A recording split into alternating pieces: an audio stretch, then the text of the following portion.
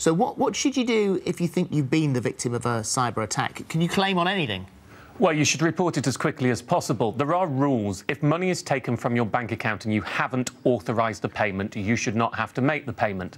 There are 3 exceptions to that, though. The first is where the bank believes you have authorised it, so you're going to have an evidential issue. The second is if it takes you over 13 months to report it, so report it quickly.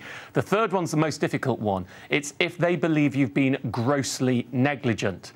Now, banks do like to interpret in some cases that you have been negligent, so certainly you need your firewall switched on, you need antivirus on your computer. There are good free software out there. Windows Explorer, Windows Defender, Avast, Antivira are all antivirus software, and you need to behave in such a way, as Alice has been talking about, that you're shown to protect yourself. All of those will help you, if money has been taken out of your account, be able to say, I did not authorise this, I did not want it to happen, and I want my money back.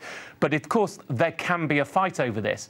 It's also worth being aware right now whether you have already had your details taken away from you. There's a site called Have I Been Pwned, which is like owned with a P, which tells you of the major hacks that's gone on. Have any of your details been taken? I showed this to Vivek about 2 minutes ago, producer here.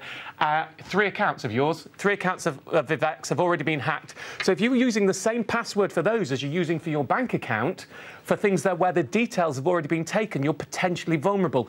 Different passwords for every account if you possibly can have, and especially different passwords from your secure financial accounts to just, you know, social media logins. Make sure everything is kept separate. But the more you protect yourself, the more you have an argument is money is taken from you, that you should get that money back. Thank you, Martin. Right, Vivek's been pwned. I know, he's been pwned. Can you believe it? Oh, it's a shocker. The panic.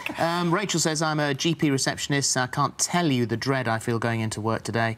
We really try to help as best and as safely as we can, so please try and be patient this week without shouting and screaming at us. The hackers are at fault, not the doctors, nurses or receptionists. Yeah, absolutely. Sasha said I had an appointment this morning to discuss my blood results and was told that they were unable to access them, so it was cancelled. It's not the staff's fault. The hackers are to blame.